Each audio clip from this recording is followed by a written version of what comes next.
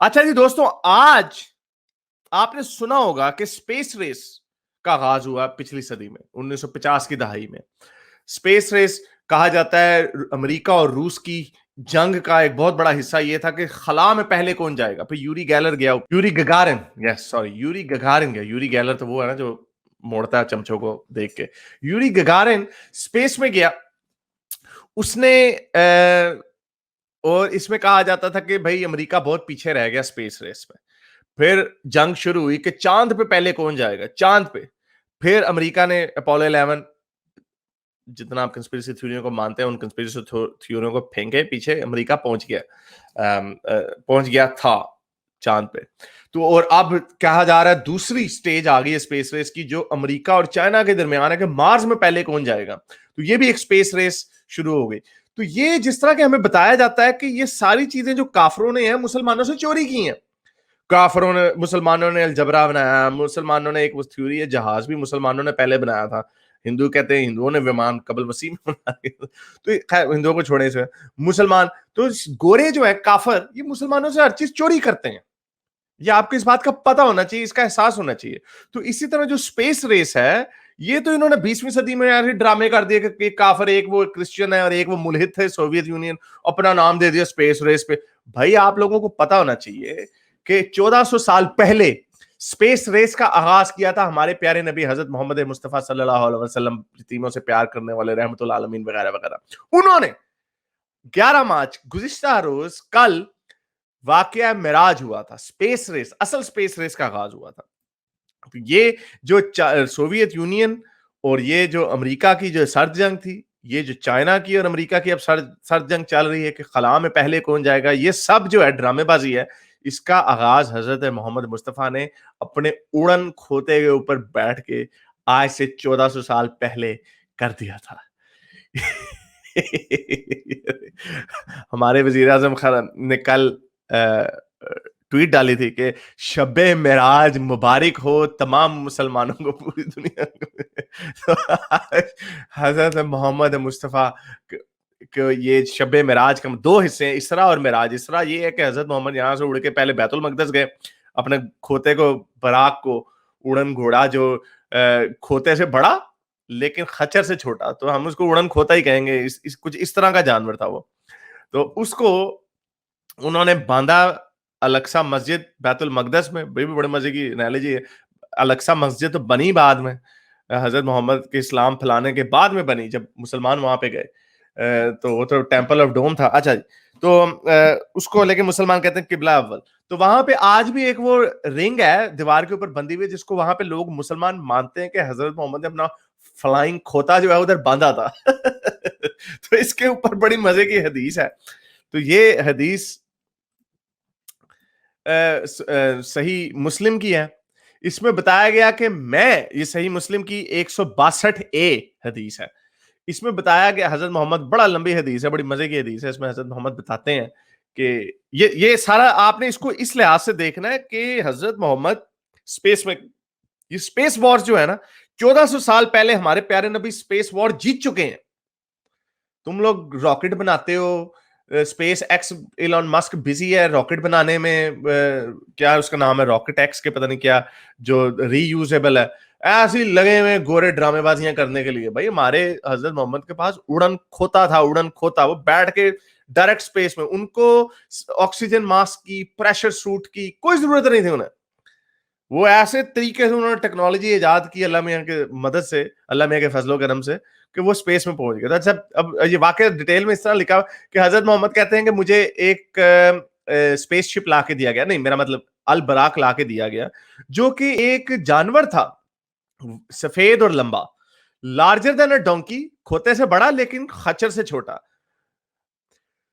हजरत मोहम्मद कहते हैं मैं उसके ऊपर बैठा और मैं फिर पहले टेंपल बैतुल मकदस की तरफ गया।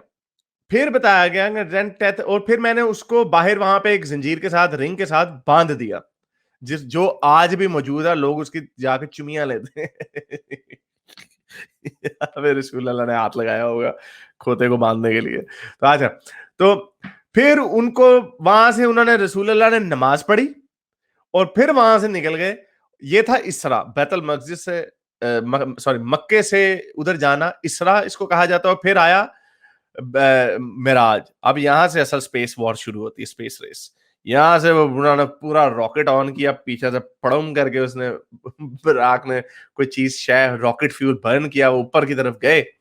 تو آپ اوپر جا کے بھی سائنس کو پتہ ہی نہیں کہ 7 اسپیسیز ہیں, 7 جنتیں ہیں. تو چیک کریں رسول اللہ کا کیسا زبردست ٹرپ تھا کہ پہلی ہیون میں وہ گئے, وہاں پہ ان سے اچھا کتنی مزے کی بات ہے, ہوائی فائر بیٹھے بیٹھائے بنا دیا کہ وہ پہلی جنت میں گئے, پہلے ہیون پہ گئے یا پہلے آسمان پہ گئے, جہاں پہ ان سے پوچھا گیا, وہاں پہ دروازے پہ نا ایک بہت بڑا باؤنسر کھڑا ہوا تھا, باڈی بلڈر ٹائپ. اس نے کہا اوئے کون ہو تم؟ جبرائیل نے کہا میں جبرائیل ہوں. اچھا اس کو پتا ہی نہیں تھا, اتنا زبردست قسم کا فرشتہ, one of the most respected فرشتہ, اس کو جنت کے کلچے لگانے والا, اس کو باؤنسر کو پتا نہیں کہ جبرائیل. اچھا چلو, اس نے کہا میں جبرائیل ہوں. پھر اس نے کہا یہ کون ہے, یہ بندہ کون ہے؟ اس نے کہا یہ محمد ہے, حضرت محمد مصطفیٰ, اتنے اللہ میاں کی سب سے فیوریٹ پرسنالٹی. اور اللہ میاں ان کو کیا وہ آئی ڈی کارڈ نہیں ہوگا میرا خیال میں, وہ سوائپنگ کارڈ ہوتا ہے, آئیڈینٹی کا کارڈ. اچھا اس نے کہا ہم مان لیا, اچھا چلو جی, کوئی سیکورٹی سسٹم بڑا ویک ہے ویسے اوپر جنت میں. اچھا جی چلو وہ اندر چلے گئے. پھر وہاں پہ انہوں نے پھر اس کے بعد وہ وہاں سے گئے,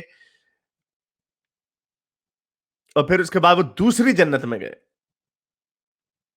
دوسری جنت میں پھر وہی سوال پوچھا اس بندے نے کہ بھائی کون ہو؟ میں محمد, یہ میں جبرائیل ہوں, محمد ہوں. وہاں پہ حضرت عیسیٰ کی والدہ حضرت عیسیٰ سے ملے وہ, اور سوری مریم اور یحییٰ سے ملے وہاں پہ, اور ان کے ساتھ بھی وہاں پہ نماز پڑھی, welcome me and prayed for my, انہوں نے ان کے لیے دعا مانگی.